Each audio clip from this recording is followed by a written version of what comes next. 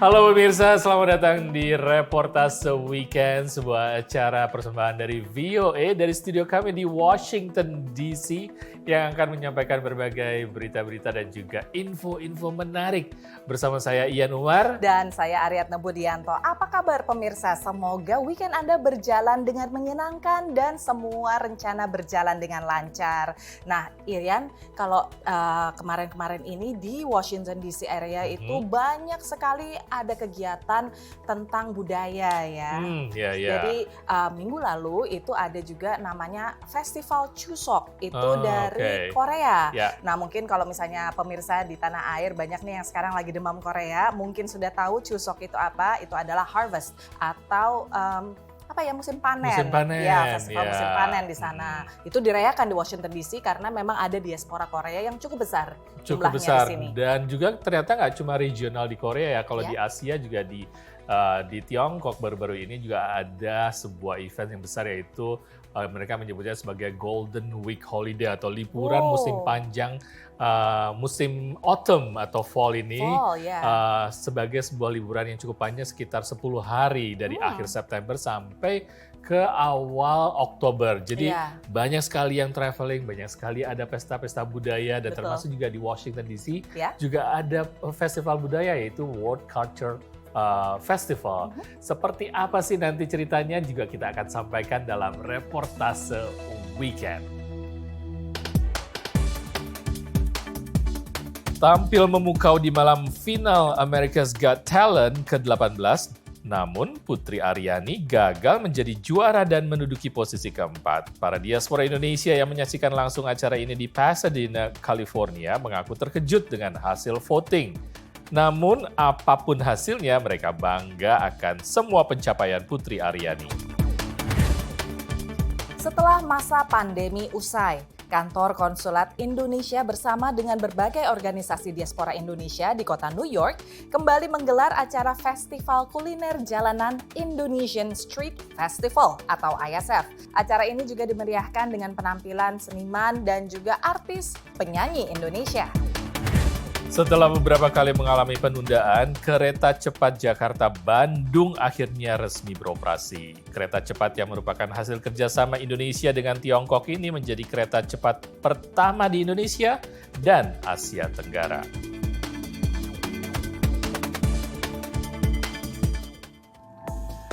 Pemirsa, penampilan Putri Aryani di malam final America's Got Talent memang sangat memukau penonton. Tidak hanya warga Amerika yang menonton di televisi, tapi juga berbagai warga Indonesia yang juga adalah diaspora menonton langsung di acaranya itu di Pasadena, California. Namun sayangnya Putri gagal meraih juara America's Got Talent dan dia menduduki posisi keempat. Tapi kita tetap bangga ya. Betul, ini adalah sebuah prestasi yang sangat dibanggakan, tapi memang sama seperti saya juga agak kaget sebetulnya dengan hasilnya, dengan resultnya. Dan juga mungkin para pemirsa di tanah air juga merasakan demikian hal yang sama. Dan ini juga dirasakan oleh para diaspora Indonesia yang menonton langsung di acara tersebut.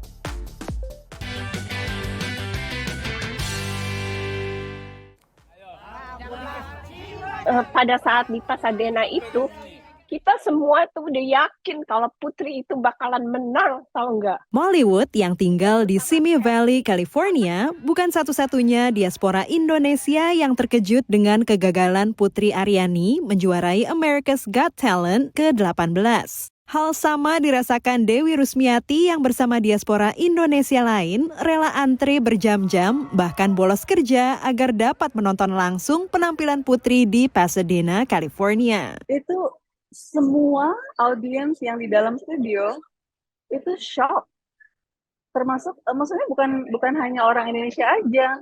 Mereka pikir Putri at least masuk ke top 3 gitu. Pada saat diumumkan itu tuh semua audiens say boo, something like that. Namun demikian, kebanggaan terhadap prestasi Putri Aryani mampu menghapus kekecewaan mereka. Seperti dituturkan Noveo Alexander, makeup artis Putri saat tampil di malam final. Kita nangis dan bener-bener kayak nggak nyangka gitu, cuma bisa meneteskan air mata. Tapi buat kita, Putri sudah menjadi juara buat kita semua. We so proud of her. Mungkin ini yang terbaik untuk Putri, dan AGT ini menurut kita sangat membuka jalan untuk Putri. Kalau Putri itu akan punya banyak kesempatan. Bagi Putri Aryani, pengalaman di ajang lomba bergengsi ini menjadi momen yang amat berharga. Ini disampaikannya saat tampil di hadapan diaspora Indonesia di Washington DC akhir pekan lalu. Ya, alhamdulillah Putri tetap senang, tetap bersyukur sekali karena buat Putri apapun hasilnya, this is like a new journey, a new beginning for me. Jadi Putri mikirnya adalah sesuatu yang kita kira baik, belum tentu itu yang terbaik di mata Allah. Rasa bersyukur juga dirasakan Rosan Roslani, Dubes RI untuk AS yang menyaksikan secara langsung penampilan Putri di Pasadena. It's very inspiring dan ini menjadi suatu hal yang sangat-sangat positif dan membanggakan untuk kita semua. Dari Washington DC, tim VOA.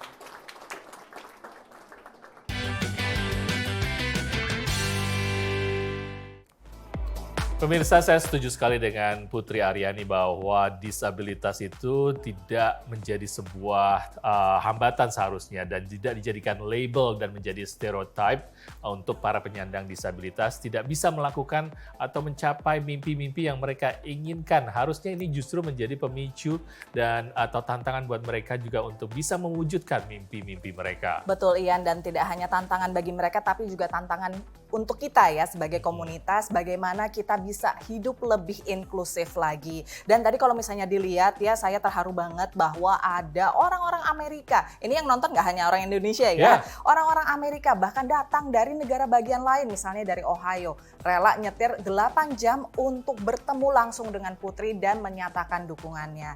Bangga kita sebagai orang Indonesia. Dan pemirsa, masih banyak liputan-liputan lainnya. Jangan kemana-mana, stay tune di Reportase Weekend.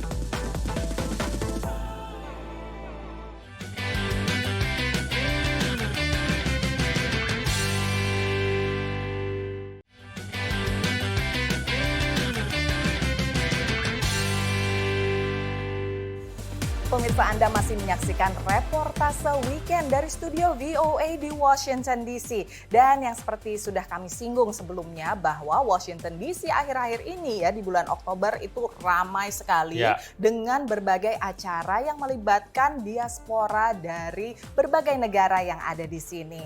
Nah, kemarin itu ada yang namanya World Culture Festival. Berlangsung 3 hari dan diikuti oleh 60 negara termasuk juga Indonesia tentunya. Indonesia menghadirkan 100 penari untuk melakukan tarian massal di atas panggung yang mewakili budaya dari berbagai daerah Indonesia. Sangat menarik sekali karena mereka berusaha keras untuk menyajikan yang terbaik bagi Indonesia.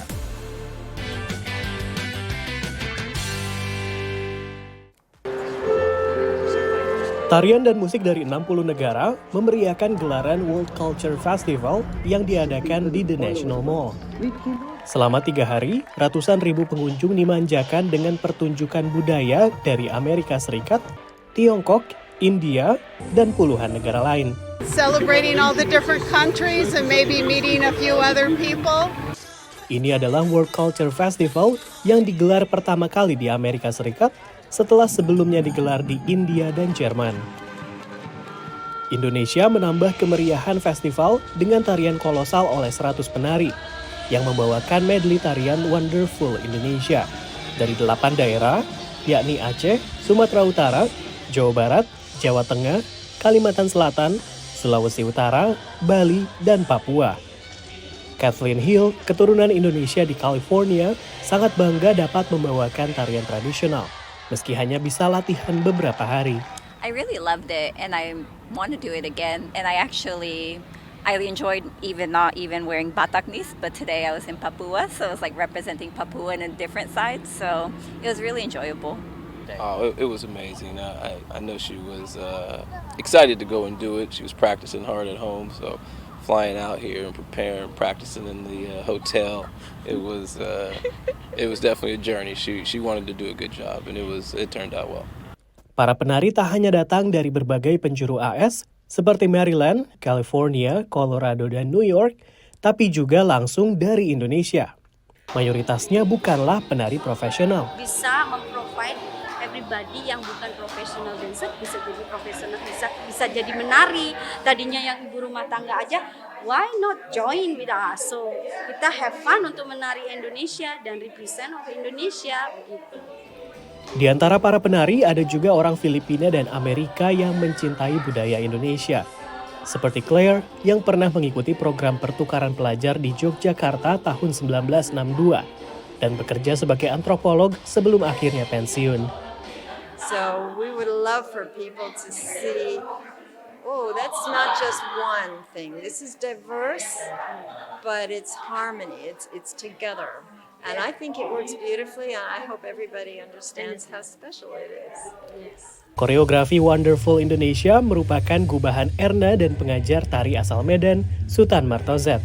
Sementara lagu-lagunya diaransemen oleh musisi Rio Silayan bersama Voice of Indonesia. Dari Washington DC, Rio Tuasikal dan Bani Rahayu, VOA.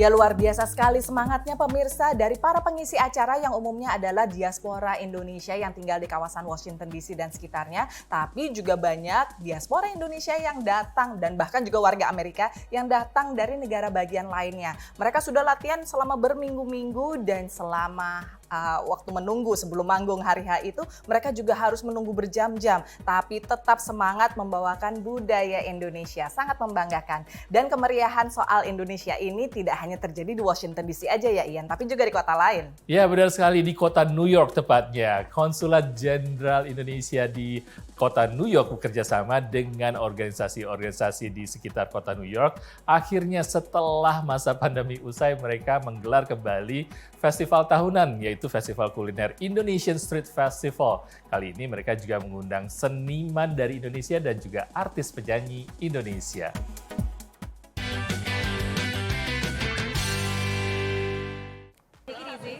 Indonesian Street Festival kembali hadir di kota New York pada akhir bulan lalu. Dengan tema Indonesia Spice Island, festival yang mempromosikan budaya dan makanan Indonesia ini sempat terhenti selama 3 tahun karena pandemi COVID. Lokasi festival sama dengan tahun-tahun sebelumnya yaitu di depan Kantor Konsulat Jenderal Republik Indonesia atau KJRI New York, 68th Street, Manhattan. Sebanyak 16 vendor hadir menjual berbagai makanan khas Indonesia, juga produk buatan Indonesia. Salah satu yang menarik adalah produk sandal batik. Indonesia itu kan kaya ya, terus kita juga melihat bahwa banyak sekali sandal-sandal yang buatan dari luar negeri gitu. Jadi kita mau produk Indonesia juga bisa gitu. Sebenarnya ini juga kualitasnya ya ekspor. Kualitasnya bagus. Ini bukan sandal jepit yang murah yang biasa, tapi ini kayak I think it's a piece of art. Yeah. Ada orang yang banyak bilang, aduh kayaknya nggak mau dipakai deh, mau ditaruh dipajang. Walau badai hujan cukup besar, sekitar 1.000 diaspora Indonesia tetap setia mengikuti acara budaya dan tari-tarian daerah dengan semangat. Salah satunya menari poco-poco.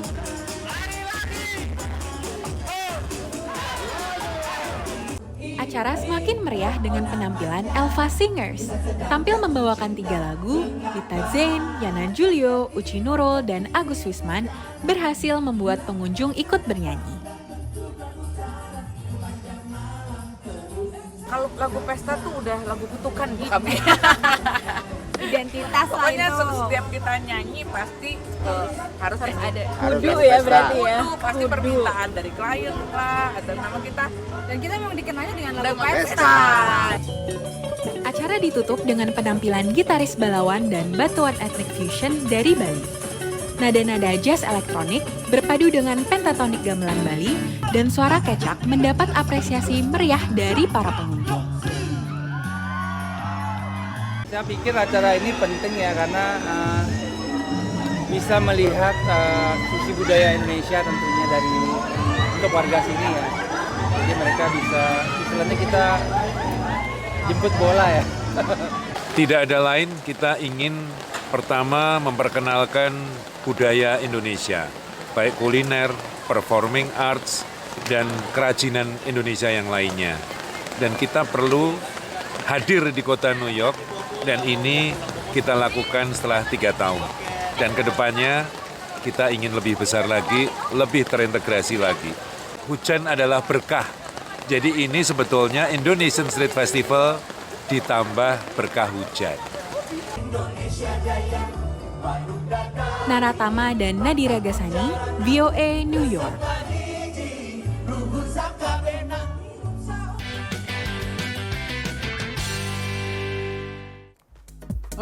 Karena Oktober, September itu bulan berberan memang ditandai dengan cuaca yang sudah mendingin dan juga hujan yang semakin lebat pemirsa. Tapi ini tidak menyurutkan semangat para peserta dan juga pengisi acara tentunya. Dan saya tuh yang iri banget adalah bisa nonton Elva Singers. Elva Kapan Singer lagi ya? ya bisa nonton Elva Singers? Udah lama banget ya. Menarik sekali tadi, Elva Singers juga hadir di Indonesian Street Festival. Pastinya mereka membawakan lagu-lagu yang menjadi hits dari mereka, seperti lagu apa ya? Pesta.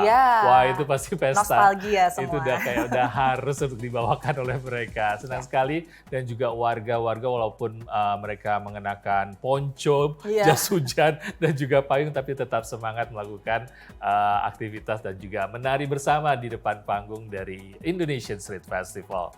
Pemirsa, kami masih akan melanjutkan lagi berita-berita yang menarik untuk Anda, jadi jangan kemana-mana, stay tune di Reportase Weekend.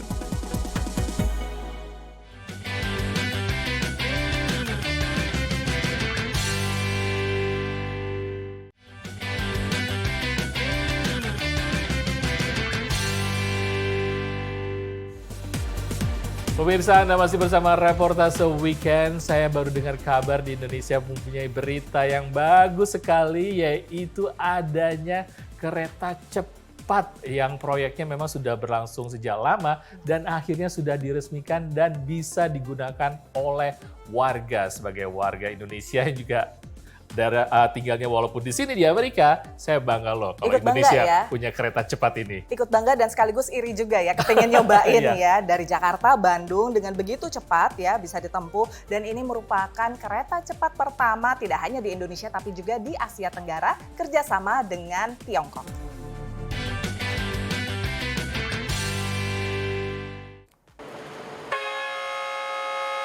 Setelah tertunda selama 4 tahun, kereta cepat Jakarta-Bandung akhirnya resmi beroperasi. Presiden Joko Widodo meresmikan kereta cepat Jakarta-Bandung Senin 2 Oktober di stasiun kereta cepat Halim, Jakarta. Kereta cepat yang diberi nama WUS ini merupakan kereta cepat pertama di Indonesia dan juga Asia Tenggara. WUS merupakan singkatan dari waktu hemat, operasi optimal, sistem hebat. Kereta cepat Jakarta-Bandung ini menandai modernisasi transportasi massal kita yang efisien, yang ramah lingkungan, dan terintegrasi dengan moda transportasi lainnya. Kereta cepat Jakarta-Bandung merupakan proyek kerjasama antara BUMN Indonesia dan Tiongkok yang membentuk konsorsium PT Kereta Cepat Indonesia Cina (KCIC). Pembangunan kereta cepat yang dimulai 2016 ini semula ditargetkan selesai pada 2019 dengan biaya awal sebesar 5,5 miliar dolar Amerika atau sekitar 80 triliun rupiah. Namun biaya tersebut membengkak menjadi 7,3 miliar dolar atau sekitar 113 triliun rupiah. Sejumlah permasalahan juga mewarnai pembangunan kereta cepat ini. Ada banyak masalah dan kendala yang kami temukan. Dimulai dari masalah klasik mengenai pembebasan lahan, koordinasi yang belum baik, sampai kesulitan pendanaan dihadapi akibat COVID-19. Namun pada hari yang bersejarah ini kita dapat membuktikan bahwa proyek ini bisa diselesaikan dan dapat dioperasikan. Dengan kecepatan hingga 350 km per jam, perjalanan Jakarta-Bandung hanya memakan waktu 36 hingga 45 menit, melewati 4 stasiun yakni Halim Jakarta, Karawang, Padalarang, dan berakhir di stasiun Tegaluar, Bandung. Kesannya cepat. Oke. Halim Padalarang cuma 25 menit tadi. Iya. Gue hitung. Barusan 10.15 dari Tegaluar Nyampe sini 10.57. Kalau boleh jujur cepet ya, benar-benar cepet dengan sesuai maknanya. Keretanya bisa membuat kita sampai di tempat tujuan mungkin nggak di Bandung ya langsung memang ya, di Padalarang itu sekitar 20 menitan, 20-30 menit. Pengamat optimis kereta cepat ini akan menjadi moda transportasi alternatif bagi masyarakat. Saya punya optimisme masyarakat itu akan menggunakan kereta cepat ini untuk perjalanan Jakarta-Bandung dan sebaliknya. Apalagi bagi mereka yang diburu waktu. Jadi ini memberikan kepastian waktu yang tepat sehingga saya kira itu akan menjadi pilihan masyarakat. Pemerintah berencana untuk melanjutkan jalur kereta cepat ini hingga ke Surabaya. Saat ini studi kelayakan terkait hal tersebut tengah dilakukan. Namun pengamat memiliki pandangan lain terkait rencana ini. Kalau secara logika memang bagus kalau sampai Surabaya. Tetapi kalau pakai dana APBN menurut saya nggak bijak juga. Karena apa? Indonesia bukan hanya Jawa, gitu. Jadi harus dipikirkan juga bagaimana membangun kereta api di Kalimantan, di Papua. Pemerintah akan melakukan studi lanjutan terkait hal ini sebelum memutuskan untuk melanjutkan pembangunan kereta cepat hingga ke Surabaya. Dari Jakarta, Ahadian Utama, Indra Yoga, dan tim VOA.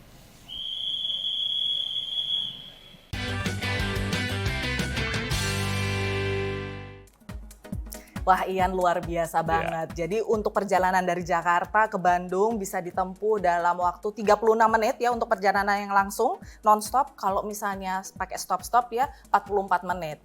Wah. Itu adalah lebih cepat daripada perjalanan saya dari rumah ke kantor. Bahkan di Amerika sendiri belum ada loh pemirsa bullet train atau kereta cepat tadi. Wah, itu juga bisa dipikirkan bahwa orang-orang bisa tinggal di Bandung tapi ngantor di Jakarta mungkin betul. gitu ya. Luar biasa. Waduh, bangga sekali dan mudah-mudahan itu berguna bagi kita semua. Kalau misalnya juga kita pulang ke Indonesia, waduh itu memang ada di dalam kalender saya sebenarnya. Saya pengen coba namanya kereta cepat tadi. Tapi cepat banget ya. Sehari nggak aja, kerasa. nggak kerasa. Dari Jakarta ke Bandung kulineran terus pulang lagi. Wah, pengen sekali. Nanti ya, pokoknya ditungguin kita kalau pulang ke Indonesia saya harus mencoba kereta cepat tersebut. Dan pemirsa, senang sekali kami telah menyampaikan berita-berita dan juga info-info menarik di akhir pekan ini dalam reportase weekend. Namun sayangnya kami berdua harus pamit dulu. Saya Ian Umar dan Aryatno Budianto. Semoga Anda bisa menjalankan semua aktivitas di weekend ini dengan baik dan juga kami tidak lupa untuk mengundang Anda untuk berkunjung dan berpartisipasi di media sosial dengan handle @VOA Indonesia. Terima kasih atas perhatian Anda. Kami undur diri dulu, sampai ketemu lagi minggu depan. Dadah.